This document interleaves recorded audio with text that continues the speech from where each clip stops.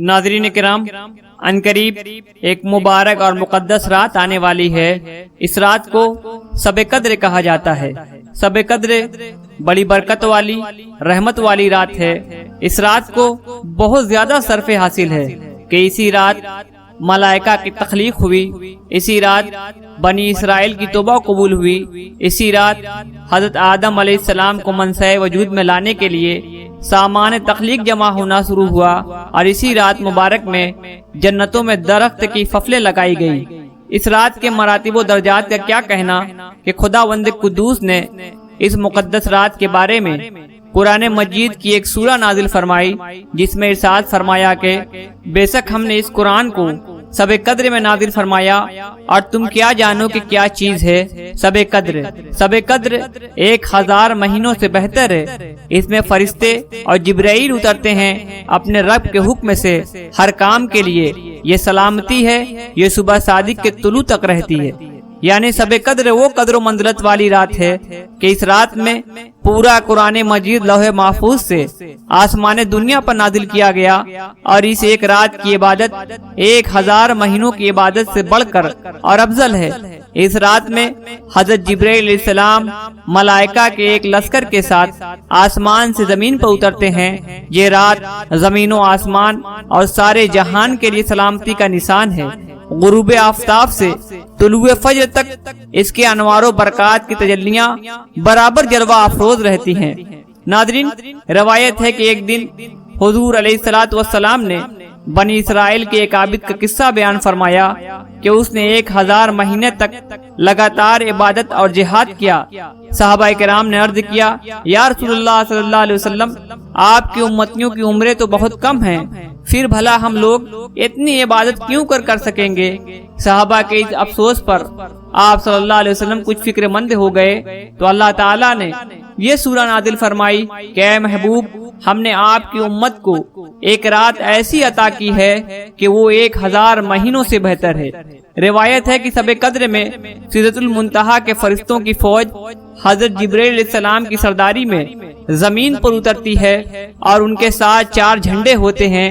ایک جھنڈا حضور علیہ الصلوۃ والسلام کی قبر انور پر، اور ایک جھنڈا بیت المقدس کی چھت پر، اور ایک جھنڈا کعبہ معظمہ کی چھت پر، اور ایک جھنڈا طور سینا پر لہراتے ہیں۔ اور پھر یہ فرشتے مسلمانوں کے گھروں میں تشریف لے جا کر ہر اس مومن مرد و عورت کو سلام کرتے ہیں جو عبادت میں مشغول ہوں، مگر جن گھروں میں بت یا تصویر یا کتا ہو، یا جن مکانوں میں شرابی یا خنزیر کھانے والا یا غسل جنابت نہ کرنے والا یا بلا وجہ شرعی اپنے رشتہ داری کو کاٹ دینے والا رہتا ہو، ان گھروں میں یہ فرشتے داخل نہیں ہوتے۔ ایک روایت میں یہ بھی ہے کہ ان فرشتوں کی تعداد روئے زمین کی کنکریوں سے بھی زیادہ ہوتی ہے، اور یہ سب سلام و رحمت لے کر نازل ہوتے ہیں۔ حضور اقدس صلی اللہ علیہ وسلم نے فرمایا کہ شب قدر کو رمضان کے آخری عشرہ کی طاق راتوں میں، یعنی 21ویں اور 23ویں اور 25ویں اور 27ویں اور 29ویں راتوں میں تلاش کرو۔ اس لیے بعض علماء کرام نے فرمایا کہ شب قدر کی کوئی رات معین نہیں ہے، لہذا ان 5 راتوں میں شب قدر کو تلاش کرنا چاہیے۔ مگر حضرت ابی بن کعب و حضرت ابن عباس رضی اللہ تعالی عنہم اور دوسرے علماء کرام کا قول یہ ہے کہ شب قدر رمضان کی 27ویں رات ہے، اور بعض علماء کرام نے بطور اشارہ اس کی دلیل یہ بھی پیش کی ہے کہ لیلۃ القدر میں 9 حروف ہیں، اور لیلۃ القدر کا لفظ اس سورہ میں 3 جگہ آیا ہے، اور 9 کو 3 سے ضرب دینے سے 27 ہوتے ہیں، لہذا معلوم ہوا کہ شب قدر رمضان کی 27ویں رات ہے۔ واللہ تعالی عالم۔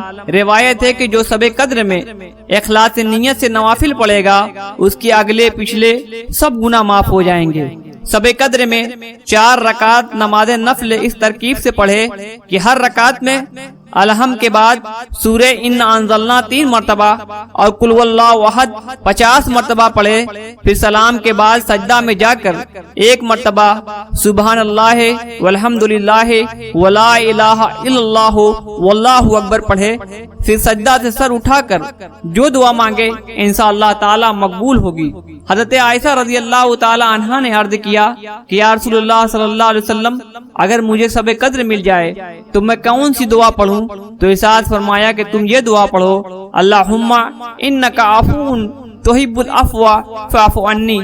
ایک روایت میں ہے کہ جو شخص رات میں یہ دعا 3 مرتبہ پڑھے گا تو اس نے گویا شب قدر کو پا لیا، لہذا ہر رات اس دعا کو پڑھ لینا چاہیے۔ دعا یہ ہے، لا الہ الا اللہ الحلیم الکریم سبحان اللہ رب السماوات السبع ورب العرش العظیم۔ یہ دعا بھی جس قدر زیادہ پڑھ سکے پڑھیں، یہ بھی حدیث میں آیا ہے۔ دعا یہ ہے، اللہم انی اسألک العفو والعافیت والمعافات الدائمۃ فی الدنیا والآخرہ۔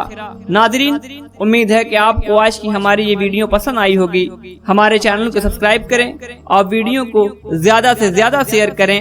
پھر ملیں گے ایک نئی ویڈیو کے ساتھ۔ السلام علیکم ورحمۃ اللہ وبرکاتہ۔